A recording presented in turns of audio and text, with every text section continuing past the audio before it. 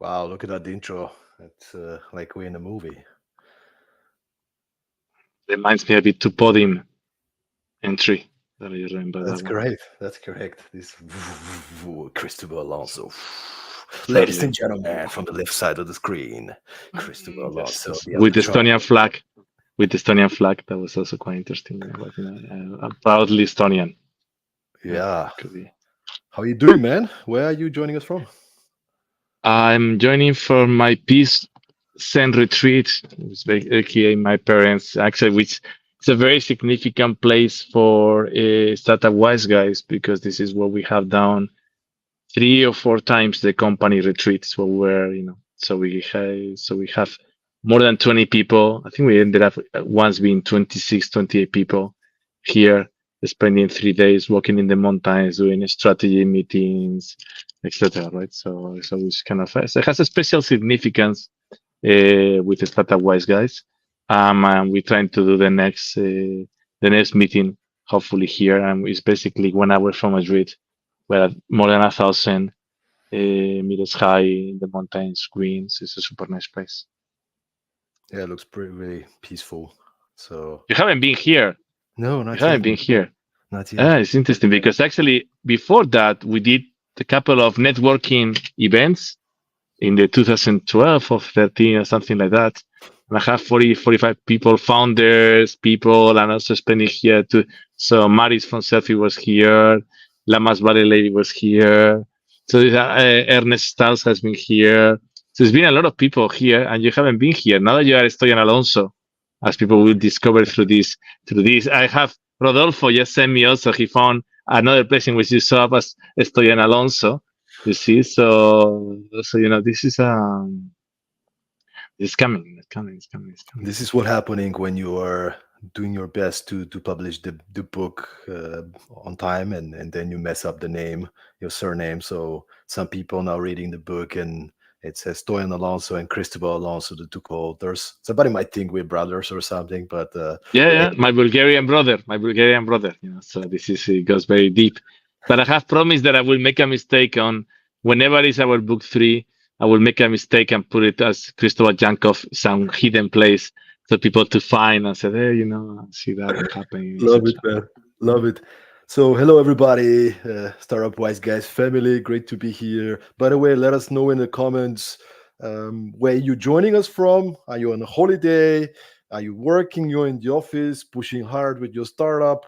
And of course, it will be super, super interesting to see if maybe most of you, but if some of you have joined the Perform Bootcamp in the last couple of years, and what was some key takeaways from the Perform Bootcamp. Today we are here to talk about our second book, which just been published. Stoyan, you're thinking you are this young.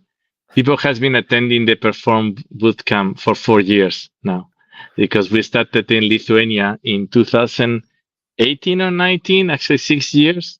So we've been 6 years running Perform workshops because we did the first ones as an MVP to the book. So in fact, it's been already 6 years that we're running Perform workshops. But it's true that we have, you can say we have been 2 years post-COVID running it in a new and improved manner to give you also part of the credit on this one. But yeah, it's been 6 years, dude, already doing this. So time flies. Time Time is flies. ticking away. Time is ticking away, and it's been about time to refresh the content. I remember having a conversation with you at some point, and you were like, "Dude, we need to come up with new content because we're gonna get bored teaching the same content over and over again. So what are we gonna do about it?" And then you gave me this. The idea came from you, and usually many times, I mean, I have a lot of ideas, but you come up with these big ideas for big projects, right? So I was quietly and peacefully doing a corporate training with a company in Tel Aviv, and I was in my hotel. I received this audio message from you. Everybody knows this minute and a half audio messages from Cristobal. I guess everybody listening can relate. And then the message, you were so passionate and talking about how a friend of yours gave you feedback. Maybe you can tell the story how the idea about the book came around. Yeah, I think at the end of the day, I think we received a lot of very good feedback about the book. I think the one part that surprises us, and that was the feedback that we always thought it was going to be very useful for founders, but it was also very useful for non-founders, right? So people that was working in corporations, doing different projects, and that was a positive surprise. But we keep hearing people about saying, okay, you can work in the brand or you can work in the culture when there is not a crisis, but what happens when you're in the hall, right? Can I still apply some of these things, right? Which obviously we have a belief, and we I think talk about it in the book that obviously you have worked on it before is ideal, but if not, there is still a lot of opportunities. But we wanted to write about it. And I think what has happened in the last 3 or 4 years, we're in a generation that probably did not experience before crisis at this depth. And it's not just the war, I think people has been through COVID and thought, oh, that's a crisis. You have 3 bad months, and then everybody things can bounce back, and it's even better than before, right? People don't remember what's happening right now. That is 1.5, 2 years, and things don't turn around, and you're still in the trenches. And I thought it was an opportunity for us to reflect on it, in a therapeutical way, because ourselves through different turbulent times. And we talked that for us writing, it has many purposes, but one of them is a bit of a therapeutical, it's a bit of a calming down, it's a bit of a way to reflect. So I thought, okay, a lot of people is going to be needing some good advice, practical advice coming from people similar to them, as we did in Perform before, for founders near them, from founders for the Startup Wise Guys portfolio. So let's write about it, even if it's probably going to be masochistic. So, but I think that was the inspiration, and that was the direction that we took initially now for our first meeting in Tallinn, June, me and Billy, where we kind of brainstorm about, okay, so what should we doing about this book that will take only 9 months this time. That was 2 years ago. So assembly July startup. 18. So not 2 years. July 18. One Yeah, year, yeah. We 11 made it. months, and We made it. This is why Stoyan was so much in a hurry to launch on time. 1.5 years later, because we didn't really want to take 2 years this time, right? We wanted to do it before 2 years, right? So we yeah, we made improved it. from the previous time. So Yes, it's gonna be 2 years in 15 days. So yeah. we got it. We got it. Hey, it's out, guys. It's out. It's out. It's on Amazon, and it's just become a #1 bestseller in Spain, in Germany, in different categories. We're #3 before the stream. We were #3 in Amazon.com. So hopefully we can reach that one as well. But Yeah, we let's see need how your it help goes. for that. We need your help for that. So if we wanted to make a good book, we wanted to get the same type of feedback we got the last time, but we also said to ourselves we wanted to be #1 business bestseller in Amazon when we launch. So we are working hard through our network, through our promotions, and we put it on a very good price on Kindle, and as much as we go on paper to get many of you buying it these initial days and climb up the ladder to the #1 position in Amazon. So apart from we asking afterwards, we want your reviews, but right now we need you to spend $2.99. I think, or you can do it on the book. Actually, we did an effort to last time Kindle was not that friendly, but I think this time that gives the credit to Stoyan, our designer. They have done an awesome work to have a very nice and clean Kindle version for us. And by the way, guys, all of you there, keep sending questions. We have Tata helping on the backstage. We have Stoyan looking at it. If you have questions or whatever you want to ask about this, Yeah.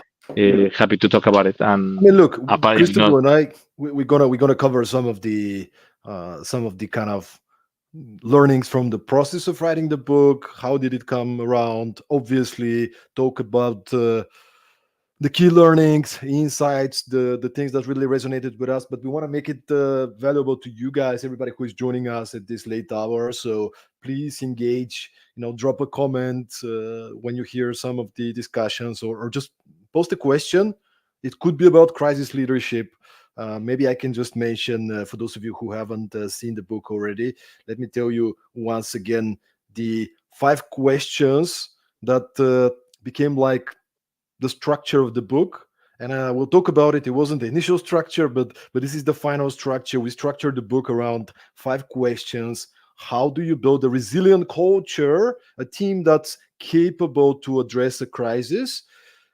Number 2, how do you plan for and respond effectively when a crisis hits? Number 3, how do you communicate internally and externally during and after a crisis? Very important, the communications. Number 4, how do you manage layoffs and rebuild once things improve? Very sensitive topic. We'll talk about that as well. And number 5, how do you manage your mental state and your team's emotional temperature in the toughest times? I think another topic that is not being covered that much, right? When we talk about startups, there's always more the technical side of things. Even when we don't talk about the crisis, right? We talk about how do you fundraise, how do you do sales, marketing, but not so often about the inner journey. How do you master yourself and control your emotions and manage your mental state so you can actually lead your team when difficult situations arise? So if any of these topics is interesting to you, post your questions and we'll try to cover some of those areas in detail. But maybe let's start, Cristobal, with the process. What was most challenging for you from writing this book? Yeah, I think it's interesting because we can call ourselves second time founders, right? So we are second times co-authors. So we suppose this is what we thought. Okay, the first one took 9 months or 2 years. Next one is 9 months, right? Like a good startup. Now we know how to avoid all the all the issues, and I do think that the writing part of it was much easier. The relationship with the editor was there. We knew how she was going to hammer us, and so I think we lost way less time on restructuring the book, on reading the book, etc. But I think there was two areas that let's say slap us in the face. One was that initially we really wanted to keep it on the perform methodology in a way and write it letter by letter. And this is how we brainstormed it initially. This is how we first wrote the first two draft chapters that we were more or less on time. So I think September after we met, so basically 2 months later, we had the first two draft chapters. So we all felt like, yeah, now we are in the right direction. But I think it was like a corset, like these are put on ladies in the 18th, 19th century. It was blocking our creativity. It was blocking us, and I think we have a first crisis moment that it was almost like, hey, maybe we should just not write a book, just make it an extension of the previous book, and that's it. And I said, no fucking way. We commit to something to ourselves. We need to do it. But I think it was liberating us from, hey, let's just not write based on the letters. Let's talk about these 5 questions, these topics, and let it flow. And I think once we went through that one, I think we managed. I think the second one was this a masochistic event or a therapy, right? So we were going through difficult times or turbulent times in several different manners through the last 2 years, and we were writing about it at the same time in a way, right? So you could see it as a therapy, but it goes as hey, let's dig deeper on the pain, right? And we're talking this morning about the Dangerous Liaisons movie, in which Glenn Close says you need to somebody's putting the fork on your leg and make you bleed, but you're smiling across the table, keep the conversation.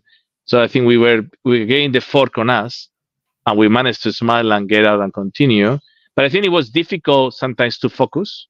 It was also because of difficult times. Sometimes priorities change, and we need to take a time. And you mentioned several times that the way we write is different. But at the end of the day, one thing is you need focus. We might focus differently, but you need focus. And we went through very intense periods in which the last thing you wanted to do, the last thing you managed to do was to sit down. And I can tell you something, for example, that was for me different. And we didn't talk about it before. Was the previous time I was living in Riga, I was mentioning that my flights to Copenhagen were 1.5 hours, but I had somehow I could write very well on Sundays in the bedroom with the table. I managed to put very good Sundays, 6-7 hours. Somehow this time I moved to when in Malaga, which in a way actually I have an amazing setup in the terrace, etc. But somehow Sundays didn't feel like writing time on a terrace doing it, so I didn't have my sanctuary right for that. And I don't think I wrote a single letter of the book in my terrace, which is where I work all the time in Malaga. At the same time, I was taking these very long flights, Malaga, Copenhagen, that are now 4 hours, in which actually I could write much better than the previous one because it was very short. And I did manage to use some of those flights to put the headphones, get the laptop, very focused, even if there was no connectivity, to really draft things around, right? So I would say two difficulties was, we were under the corset of the framework until we liberated and we had a crisis and we pivoted. That was there. We were difficult, turbulent times for us. So it was sometimes difficult to find our mojo. And personally, I was in a new environment in which I needed to find my inner inspiration of where to do it and how to do it through the process. No, absolutely. To me, I can relate to a lot of those things. Obviously, the lack of inspiration and creativity, which came out of us restricting ourselves to this. For those of you who come across Perform for the first time, Perform is an acronym, and the letters are as follows: P stands for purpose and values. E, effective planning, roles and responsibilities, focus and execution, optimal energy, robust communication, mental toughness. And after I wrote my chapter on planning, which I think it was going okay. Like as you said, the first chapters where we kind of got them. Then there were this 3 to 6 months in which I personally haven't produced almost anything because I was trying to fit it into the structure and it didn't feel right. But then when we have this conversation, it was a liberation. Now the challenge was that when we came up with this new strategy, new plan, I think it was September, and I hit the road. And as a speaker, as a consultant, those of you who are in this industry, this. These are the months. September to December, everybody's doing events. Everybody wants to book you, so it's very seasonal, right? So I think I was 72 days out of 90 the last not Q4, but until from September 15 to December 15, I was on the road, and it's not just you're just flying and you're on a holiday. You have to prepare new content, you have to lead stuff, and you're tired from the flights. I mean, there were these crazy flights, a few trips actually with Wise Guys to Azerbaijan last year, which was a couple of them were like 24 hours, right? Because you have 3 flights from some Bilbao to Azerbaijan. Very, very easy to reach, right? So it's like, when do you do it, right? So that's been definitely a challenge. The creativity, the challenges, the personal things that we've been going through, which in some ways it's been also kind of the blessing, kind of. I mean, there have been times that I will literally look at the draft of the book and kind of remind myself how to act. It's not that you never knew, but it's more like I need to step up. This situation, like you got to step up. You got to show up, because what else can you do, right? Like it's a reminder. We got the chance to talk to so many incredible people in the last couple of years. Actually, in the last 5 years, some of the learnings for the book came from, at least from my part, from interviews that I did, I don't know, 4 years ago, or maybe it was 1 year ago. And this is also an interesting how we kind of curated and selected the different examples and insights. Some of them, I'm going to speak about myself, but we can also share here. Some of them came from our personal experiences. My background is movie production. Prior to being a trainer and a coach, I used to be in movies, and I can share thousands of stories of how to deal with emergencies and challenges, and things are not working well, and the camera breaks, and then the camera guy doesn't show up, and then you have the whole crew, and the budget is all these kind of things. Some of come from there, but I think the challenge for me a little bit was, as opposed to the other book, I didn't have the theoretical framework.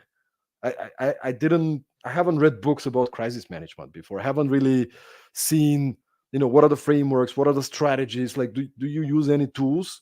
So for me, the process of writing this book was really learning what are the more theoretical frameworks, or the not theoretical but more like the practical strategies and frameworks. Because prior to that, I've been managing teams, I've been dealing with emergencies, but it's been more intuitive, right? You just listen to your gut and you learn from experience. And this book gave us an opportunity to, at least for me, to actually learn some frameworks, some examples. And the second part was the reconfirmation. It's like, okay, 10 people that I interview, including the president, the former president of Starbucks, the founder of Vivino, largest wine up in the world, the founder of Reebok, like, very successful companies. They all have the similar kind of mindset towards this specific thing. Okay, maybe they approach it a little bit differently, but this is how you should act, right? All the leaders are sharing similar kind of things, and it was kind of a reconfirmation for, okay, this thing works. So I think that's what people can find in the book as well. It's like, it's a curation, it's a selection of stories, examples, and mindsets all at one place that you can pick from. And I would argue every chapter can be kind of an individual book by itself. Yeah, You- I think on this reflection, and going back to how do we talk to the Startup Wise Guys portfolio, right? And in a way, kind of in the first book, it was kind of more piece by piece, so you could even take the earlier journey of some of the founders, because we're asking about, hey, how do you set initially the roles and responsibilities when you start a company? How do you start talking about values, etc. But of course, when we're talking about crisis, you tend to go to companies that has been there for longer years, and that they probably have gone through 2 or 3 of those already. And in a way, you're looking for a maturity on the founder to talk about it, right? So, we talked to Martin in Fractory. It's been 6 years. Liudas on Dato 7, 8 years. I talked to Eden and Paula in Use Flow. That in the Use Flow, it's been 2 years, but they've been in the industry for 10 years. Tom's from Jeff Up, also running for 5, 6 years. So in a way, we were looking for a different founder profile within the portfolio that has been there for longer, right? And it's been through the rough times already. It's been able to reflect. Mihails from Cedos, also we featured him there. Also, he's been invested in 2017 on it. So people that in a way has some of the edges are rounder because they have already gone through rough times, right? And I think they have also have time to mature through the thinking process about what did this you, what did you did wrong, because as always we learn the things when we make mistakes, right? And then we start reflecting, and as you said, then you get more curious, you read about it, you have time to read about it, because what happens is in the middle of most crises, you don't have time to read. You need to act at that point, right? And we talk about, you need to get your emotional temperature down. And once you manage that, you need to start leading, right? Because people is waiting for you as a leader to step up and guide them, right? So, but I think it was a different type of profile which we interviewed this time and where we gathered this time.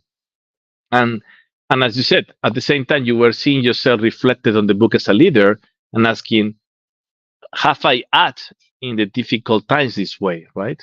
Am I keeping up for what I'm preaching, right? And majority of the times the answer was yes, but sometimes the answer was no, you're not, right?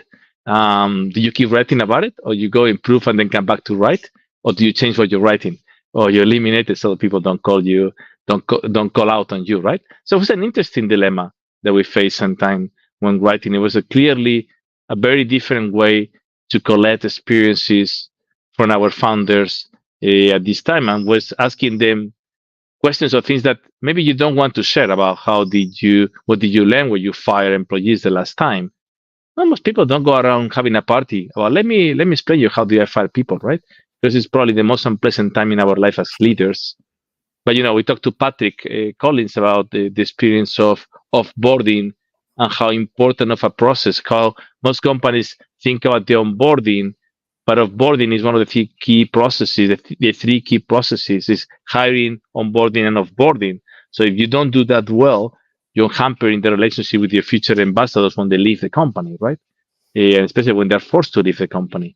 So yeah, it was a very different experience how we collected, I think, feedback, research cases this time, right? Yeah, and I love the fact that as much as we research and try to kind of branch out, even if we don't have any letters, it comes down to some sort of a system methodology, right? Like the first book, the learnings from the first book is setting the fundamentals right? Like you need to set the right type of culture. Even in the second Mhm. book, we remind everybody. The first chapter starts with reminding everybody, "Hey guys, you got to define your culture. You got to take care of your people, and you have to be clear and have alignment around what is our purpose, why do we exist, what is our vision, and how do we act. And by the way, how do we act? What are our values? Crisis is the best time to figure out whether your values are real.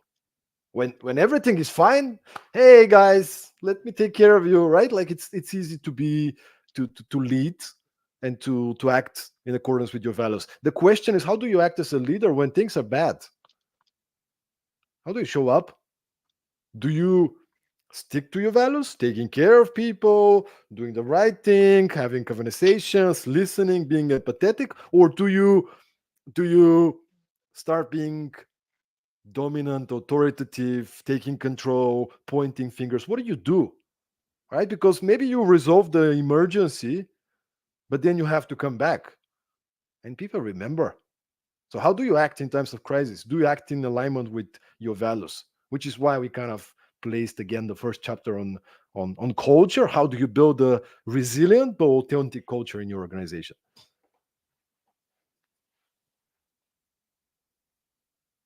Do you have any good comments, questions coming from the audience? Let's see You what's have the access here. to the live feed there. Yeah, we have Nathan is saying hi from Portland. Somebody is saying who's that? Oh, that's you. I think you also commented. Me? No, We I have didn't comment anything. Kete is saying hi from Riga. Maybe that's an old comment yours. Yeah, looking Okay. forward to see you. That's an old comment. Uh, Javier is saying hi there, joining from Lithuania, I guess. Javier, good to see you. Great to see you. So yeah, no from questions, Malaga to but guys, Lithuania. From Malaga to Lithuania. So he's saying, the journey. But yeah, for me that was kind of the thing. And the more I started researching on how do you build a culture of resilience, the more you realize it's not rocket science. There's certain guidelines, certain things, but I think the more important thing is you actually live what you commit to. For me, also one of the reminders was it's not about what you do once; it's about what you do on a daily basis.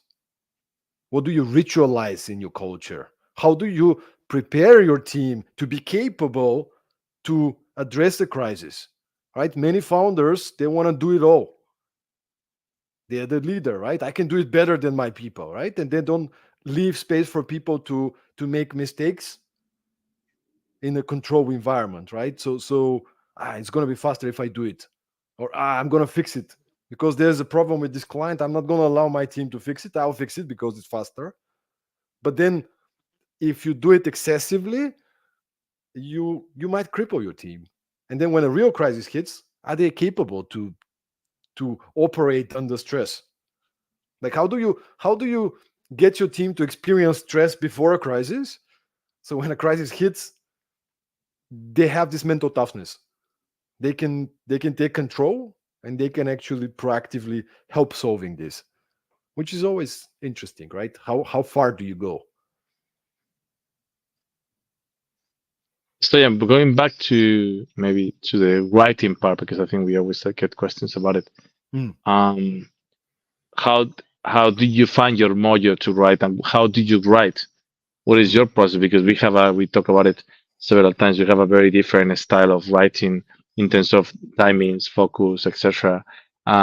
What is your model there? Because you were mentioning that you hit the road in Q4 last year, so it was very difficult for you to find. And Mm. then finally, you find yourself in January, February. How do you write? And how do you decide that it's a good moment to start writing? How long it takes you to write a page? Maybe people is interested about this part of the process also, right? Sure. Before I started writing, you know, working on our first book, I thought that there's some people that are just authors and then they have this perfect routine, and you read about this Stephen King that has his routine and he starts from 8 in the morning and until 12 he's writing 10 pages, whatever, right? And then you start and it's like it's a lot more messy than people imagine. It's a creative process. Not one day is like the other. um what helps me is a couple things. So number one, I need to create bigger spaces and chunks of time in which I know that my mind is like at least 80-90% focused on creativity. It's usually for this book. I remember I did a few these trips. I did a week, maybe 10 days trip to Copenhagen, and I didn't have anything to do in Copenhagen at that time. I needed space. So I went, and every day I was working from a different coffee shop. And it was actually very productive, right? Like 8 in the morning, I'm in a coffee shop. I work until maybe 2, 3 o'clock. Then I take a break, go for a walk, and then I can do a little bit of editing. Like when my mind is not so fresh, I cannot create, but I can have a look, I can do some research. So it was still kind of very productive. So that's one of the things. Working in time blocks has always been very helpful to me.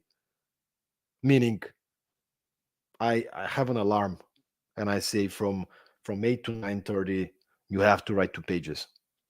And usually, I mean, this is the productivity game, right? Usually, I'll set these targets the day before.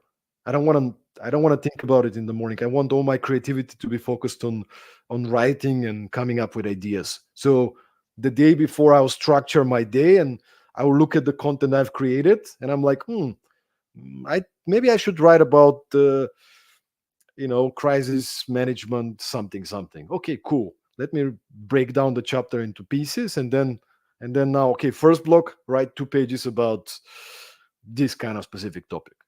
And then something I learned from movie making. As a former movie producer, I learned that you cannot be having all different hats at the same time, or put on the glasses of the screenwriter, the producer, and the director. Like you have to take different roles. So when I'm writing, my mindset is it's probably going to be crap. I need to just to get it out there. So I'm writing, I'm creating, I'm messy, I'm putting things there, I'm the fonts, everything is a mess in a good way, right? And then in the afternoon, I put on the glasses of the writer, I put on the editor glasses. Okay, let's cut out stuff.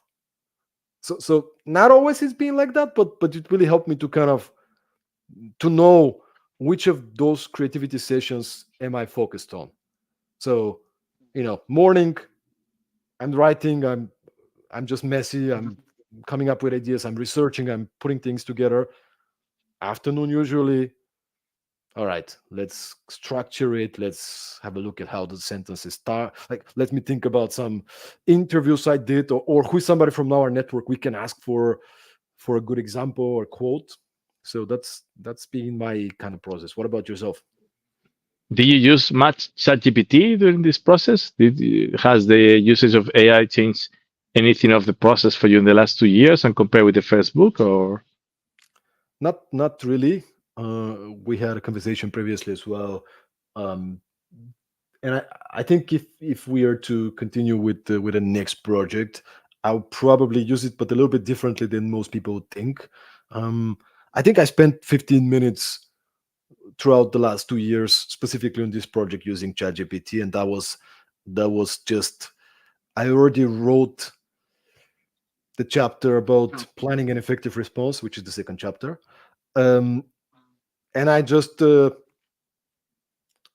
I think I didn't even put the chapter in there. I just asked ChatGPT, gave the prompt. If you were to write a chapter about the crisis management, focus on founders, how would you structure the chapter? And the answers I got was actually pretty close to the ones that I already put together myself. So I was like, okay, uh, good confirmation. Let's move on.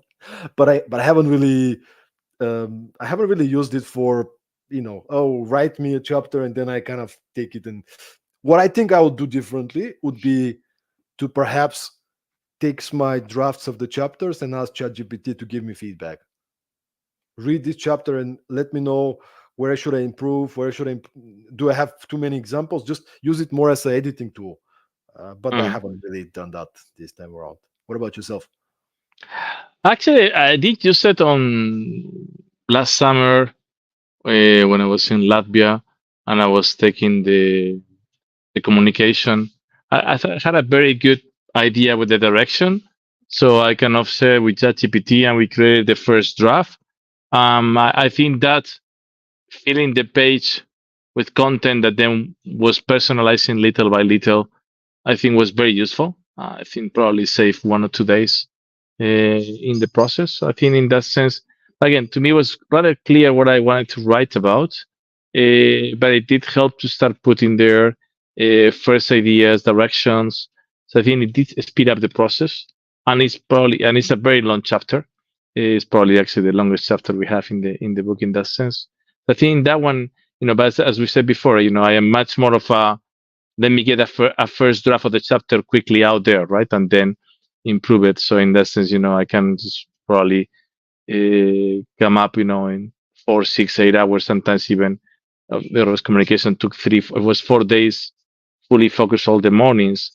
But I think once I have a first solid draft, then I feel I can start working on improving it versus improving page by page, etc. Right? But I think we have a different style there, and I think and then also kind of waiting more for the editor, knowing that Jessica, which edited for us the first book and also the second one, it will come up with a lot of things, and it's good to sometimes get her quality direction, right? I think also the advantage here is she knew how we write. I think we spend less time this time trying to homogenize your style and mine, because I think we have very clear how we wanted to write the book, the tone of voice. So all of that was kind of given because we did it before, right? So in that sense, I think that part of the work was much easier, right? But I think I'm much more of a, let's get a first draft out there, Pumba, right? And then we can start collecting examples, etc. But probably I need less research for the first draft than you, because I can put a lot of what is happening on the practical world. At the same time, for example, you are much better on trying to come up with methodologies or with frameworks that we can use. And I think in a way, I think we have way less frameworks in this book than in the previous one. At the same time, I think in a crisis, you apply well less the framework. You want to make sure you are covering all the angles. At the end of the day, they need to add is a bit probably more required how you do it. And we talk a lot in the book about maintaining the calm, maintaining but also the need for vulnerability in leaders of transparency. So I think it's how maintain that balance. And you mentioned before about the temperature, right? So make sure that we are reducing the emotional temperature in our teams. Well, first in ourselves, but then afterwards in our teams, and make sure that we get people focused on doing something that feel practical while we're finding our direction to lead, right? Because the last thing you want is people idle, not knowing what to do, and start working in the wrong direction, right? And I think this is something that we talk in the book a lot about it. But I think I like the idea about we need to continuously work on reducing the emotional temperature on ourselves and our teams to be able to then we say, but you need to have your head cool down your head, right? In order to make the right decisions. And when times are tough, emotions are high, pressure is there. How do you still lead and make the right decisions, right? Exactly. And when talking about frameworks and those type of things, as you said, in a crisis, you're under stress. As much as you try to calm yourself, you're not going to be at 100%. But that's why I think those type of simplifications work, because, like, for example, I'm going to actually show it to the screen. This is the PDF of the book. Is this framework, right? It's not even a framework. We were just discussing. I think everybody can see, right? We were just discussing what are the kind of areas that you got to keep on top of mind when a crisis happens, right? So I mean, these four things, you should wake up with them. You should think about it every day, every hour. How is my team going to be affected? How are my clients going to be affected? How is the cash flow going to be affected? How is the brand potentially going to be affected? Right? These are the four things. You can put it like on a post-it note on your, on your computer, whatever you like, just something to get reminded about, because when the crisis hits, there's so much stress. You're trying to solve and take care of the biggest fires and everything that's burning, and we tend to forget important things like that, right? So it needs to be on top of mind of every leader prior to a crisis, trying to prevent these areas being affected, but also during a crisis to be able to minimize the damage hitting those areas. So yeah, I think we have two questions. Yes. Tatiana is writing us in 6 different channels. Guys, there's questions. So thanks, Tati. All right, let's go with Justina. Let's go with Justina because I think it's connected to the writing. We'll go there afterwards. Justina, great to see you. So, what was the hardest chapter to write and why? And she put a blushing face, of course. Yeah. I thought she even put the fastest, which actually the fastest was the hardest, right? We can tell you the story and answer at the same time. Ms. Babichute's question. No, because I was already very pissed off with Stoyan. Man, we need to finish this book. I'm tired. We said 6 months, we're in 1.5 years. Come on. And then, let me tell you guys, he was grumpy. He was like, it's like, hey man, should we include that in the book or not? At this point, I just want it to be out. Just finish this shit, right? So then, Stoyan decides to rewrite one of my chapters fully, which was another story we can do. And then I said, okay, whatever, dude, just do it. Just do it whatever you want. And then I said, then he writes my whole chapter. And then he says, oh, and then I said, well, if you write it this way, then we need to talk about firing people, dealing with laying people off. And then he says, well, Christopher, you've been talking about we need to finish the book. And now you want to write a whole new chapter.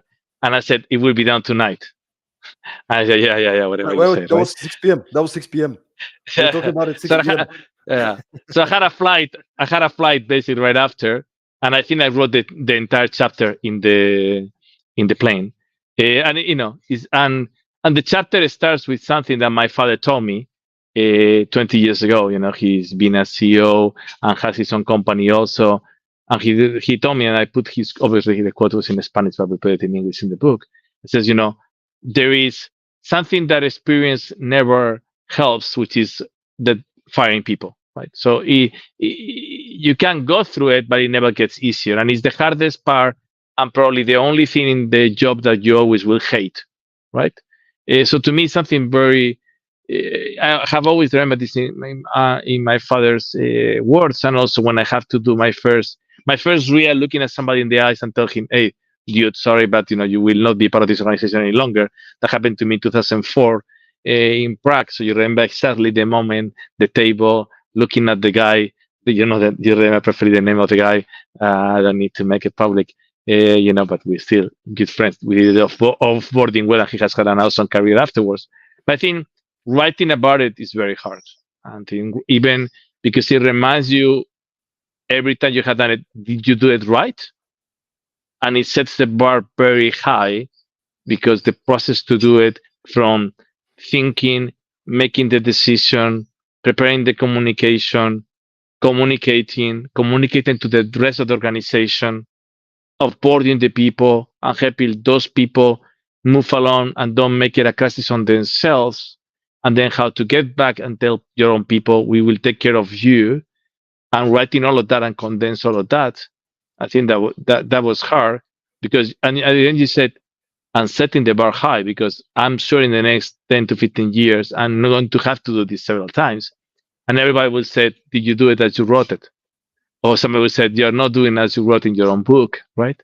And I think, so something inside you is telling you, man, better you're setting the bar, because doing it right is not easy, and it pays off over time. But writing about it was hard, and I think at the same time, after the first draft, which by the way, I think it was very decent, but it was greatly improved afterwards.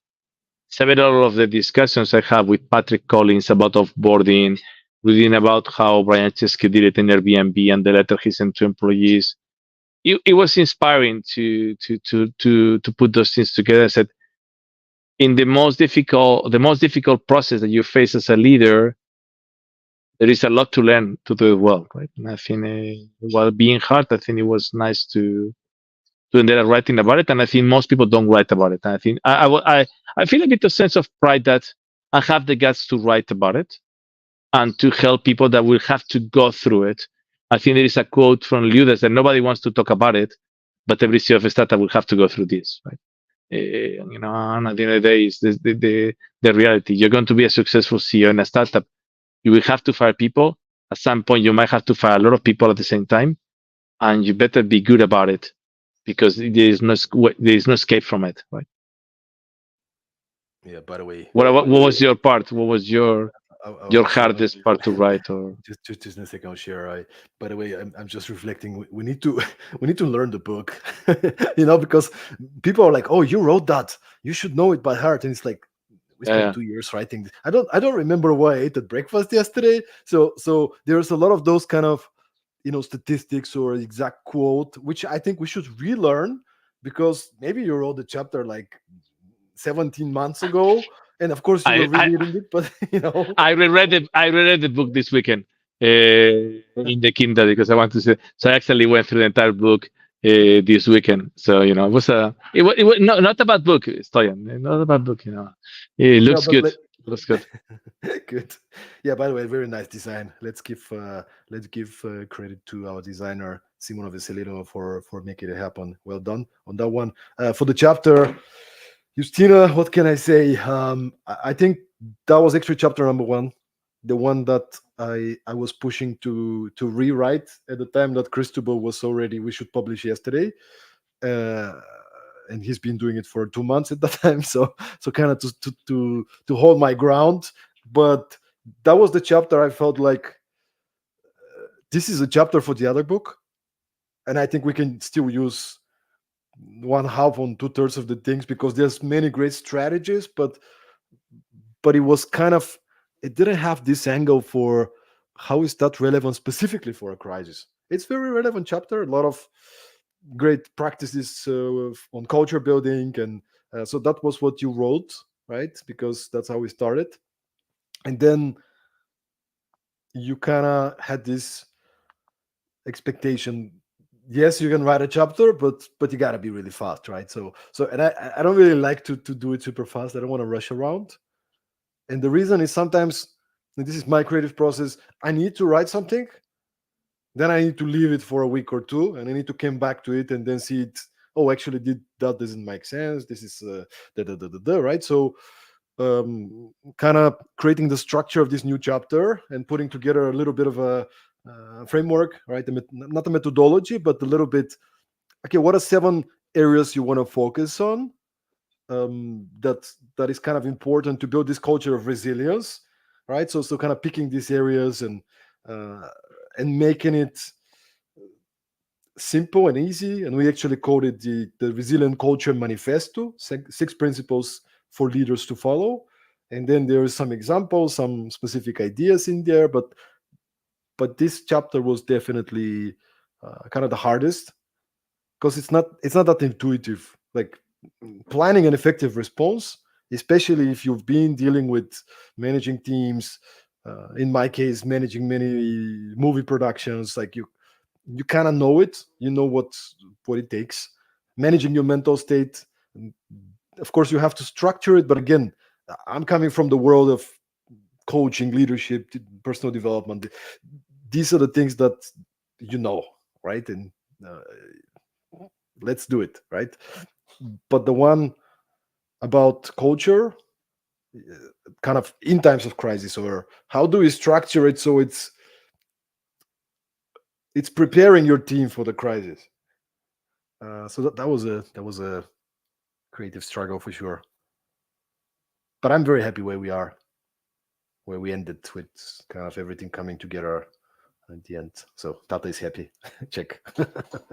Love it. Cool. Should we take the other one? There you go. Thank you, Tata.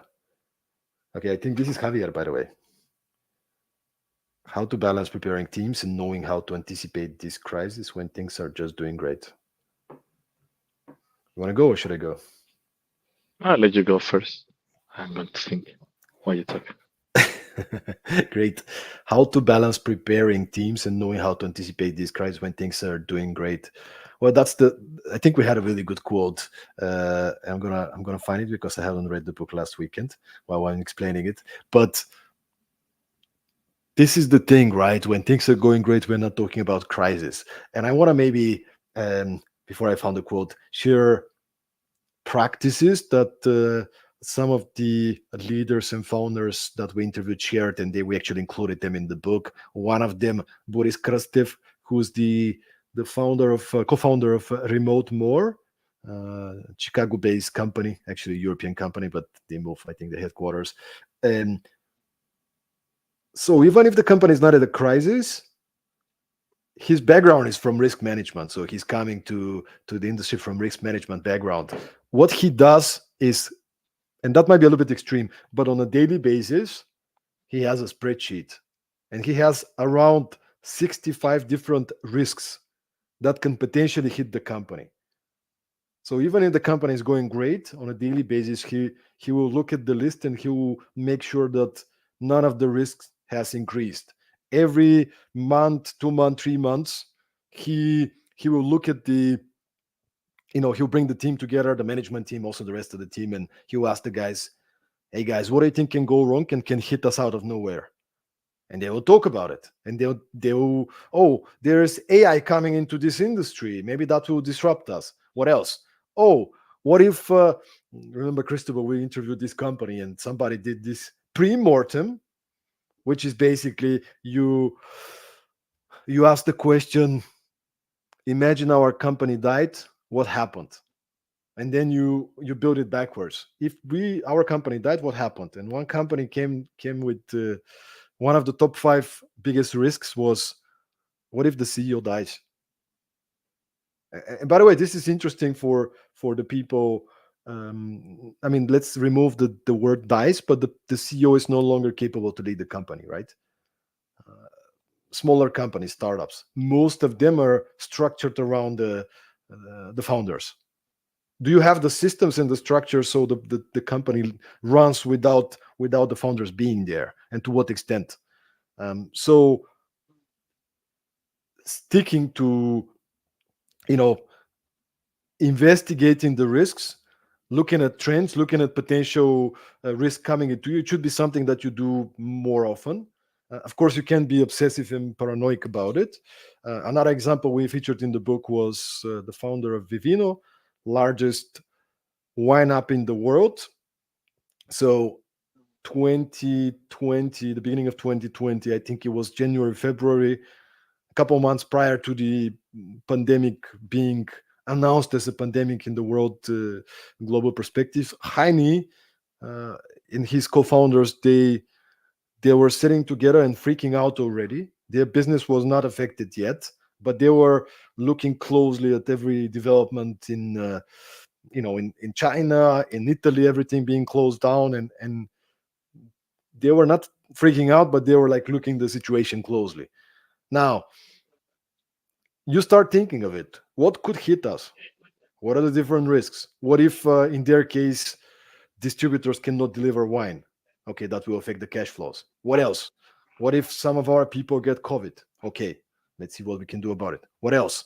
Okay, so you put together all the risks and you try to find the best solutions to prevent those risks in advance. Not always possible. Now, to finish up the story, in the case of Heine and Vivino, they actually hit the jackpot. When the pandemic happened, what happened? They told us, stay at home. People are stressed. People at home. What do? They want to drink alcohol. Who is selling alcohol? Who is benefiting from selling alcohol? Well, Vivino, right? So they actually doubled, tripled their sales during this period.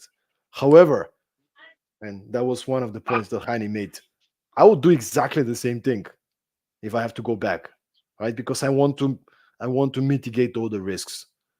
I want to make sure everything we can cover is being covered, and then it can hit you from a different place. We all know that, but do your best to prepare. Yeah, I think Um, just to take maybe a different angle, I think working on your culture is a fundamental thing to do when times are going well, because then you're ready for tough times. Uh, and I think this is rather important.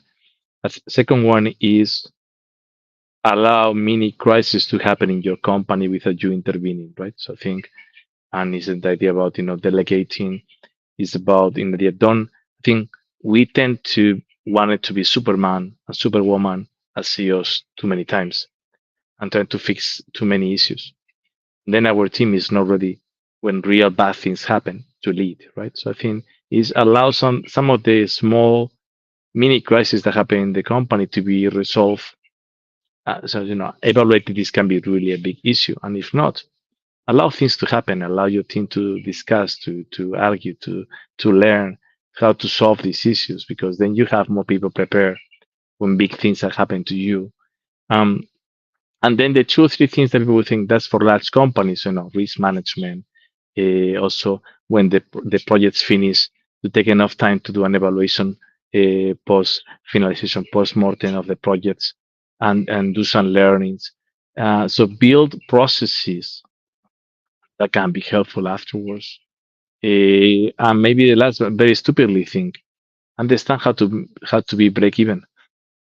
And I think this is something that people has finally understood in the startup world, that having 3 to 4 months of cash in the bank or being cash flow positive is the difference between life and death, right? And I think work on what happens if today bad things happen and you need to live without funding. What would you do to get there, or what would you do to accelerate? And how do you build flexibility in your company to allow you to make better decisions cash wise, right? And I think this is actually a very important part, right? So I think those things are, good times. Experience founders know that good times don't last forever. Something will come and hit you one way or another, right? So you need to prepare your structure for it as much as possible, right? Yeah, and there's a number of those stories and examples and tools that we included in the book. There was the example with SlideHub, for example, how they're predicting their cash flows on a daily basis with this model spreadsheet, right? Everybody can do that, but how many do it to be best prepared for those kind of situations? But it's a daily thing. Another great example, by the way, something that made me think is Ilmatiki from MailerLite. Some of you might be using MailerLite.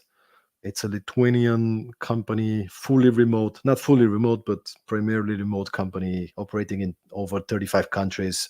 I think they have an office in Vilnius, still in Lithuania, but I think they did an exit last year, around 90 million euro exit. But they've been very focused on culture and building a resilient team. And one of the things that Ilma likes to do is when there is a team offsite, like this is a remote company, so they bring everybody together. They they don't like to have the drink building, right? Not team building, but drink building. They don't want just to socialize and to have some fun. That's part of it, but it's more how can we make inconvenient team offsites. So, for example, they'll do a 11-hour hike in teams, and it's competitive. Your team needs to win, and it's like this horrible environment. And after the fifth and sixth hour, people don't really feel good about it, right? They start complaining, they start feeling tired, right? So the point is not who's going to win. The point is that at the end of the day, you go together through difficulties with your team, and the whole next day they're pretty much reflecting on the experience. What happened? Well, Maria did that. Okay, cool. Why did that happen? How would you do it next time? Like so kind of as you said, on top of the building this thing in controlled environment. Of course, it's great when you can let your team to experience it in the real environment, like do your mistakes and solve the issues. But you can also design it a little bit. What can we do? What kind of activities can we do to put our people into these inconveniences so they have to show up as leaders?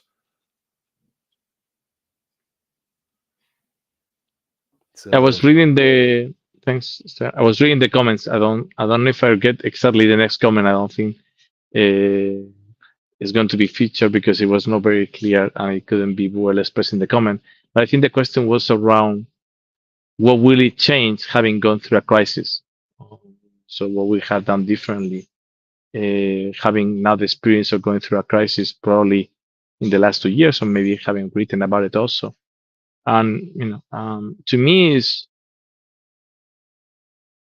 I spend a lot of time thinking how to scale, but we need to spend time thinking how to de-scale. So maybe it's having both plans which is a bit of the planning and the risk management, right? So that anytime and sometimes understanding how to quickly de-scale, so scale down, right? Faster is important, right? Hey, so maybe we need to cut this, maybe we need to stop this project. We know which projects we could stop quickly. We need to, which things that must have and which things are optional. Which skills we cannot lose, which skills we can afford to let go. Which invoices we can press, which ones we cannot press. And I think we spend all the time on how, and VCs will ask you constantly, how do you grow faster? How do you go faster? Or at least they used to, right? And I think we should also speak about how do we manage better if things get tougher, right? And use reflective time with your management team on this.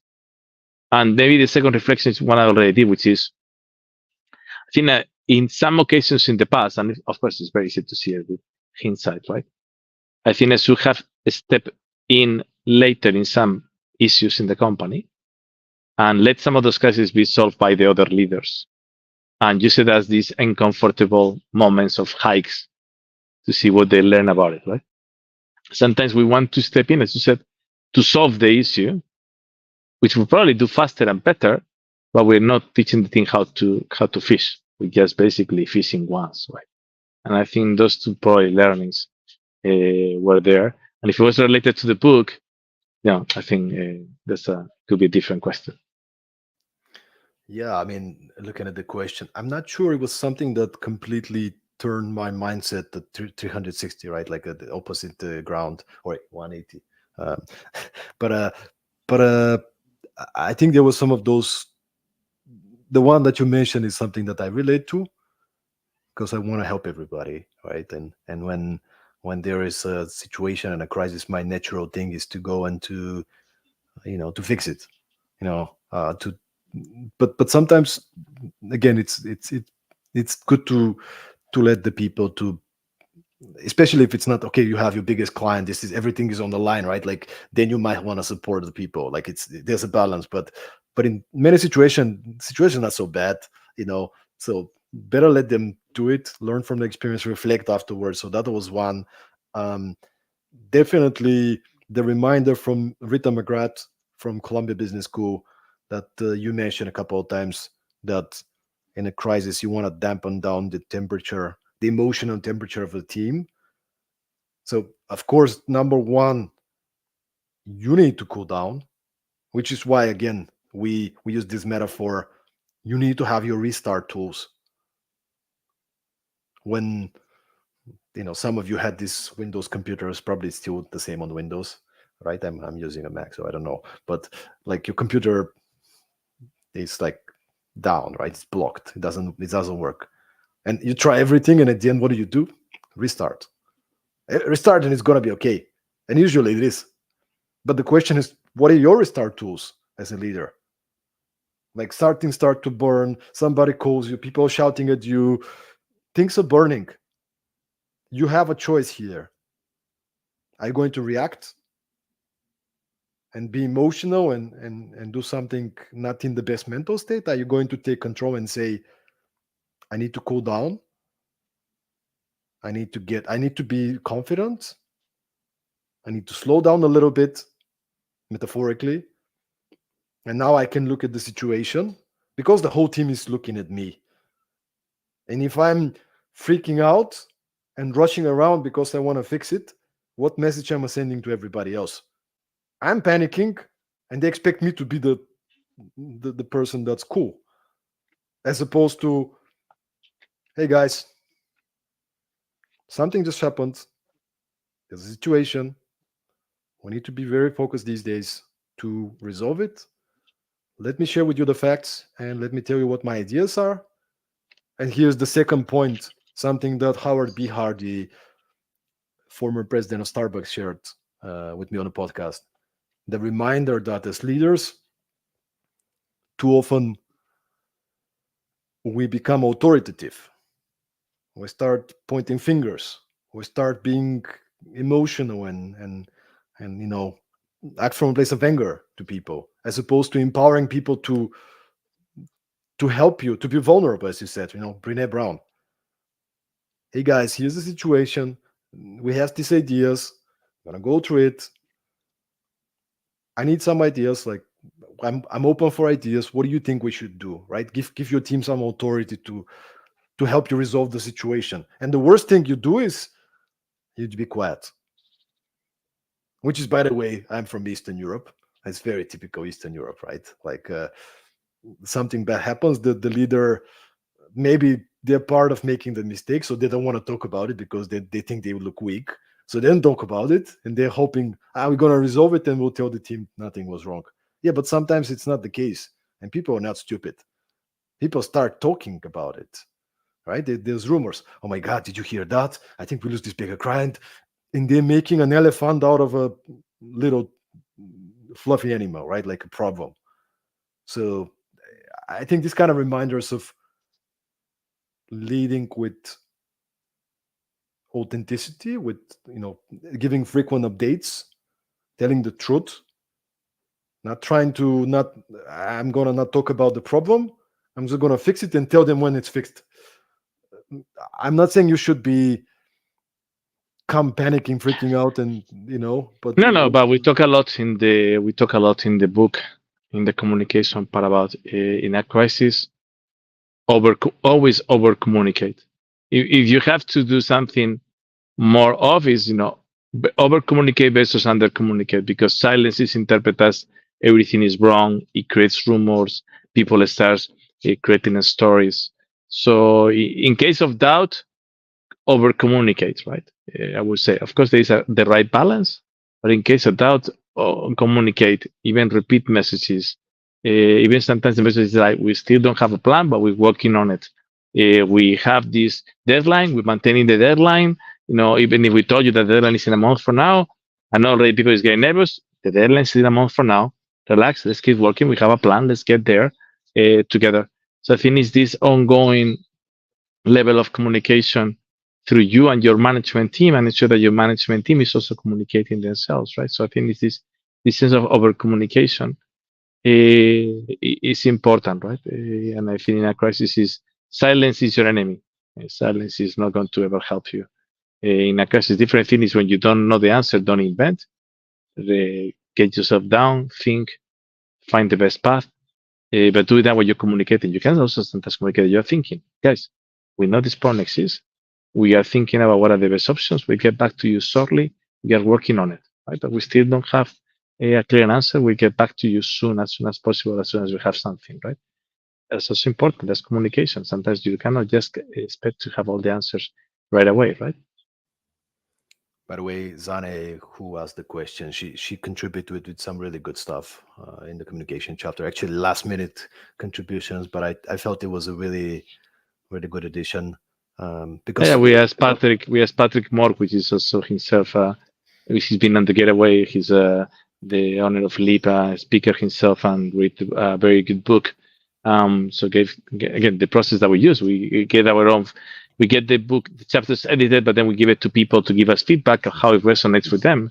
And it's a very good way to improve details. And he said, "Hey, he reads very book, but I'm missing the PR angle of it, the communication angle of it." And then we said to Stan, I said, "Hey, as you are a professional in this field," and said, "Yeah, actually, I have a couple of ideas there.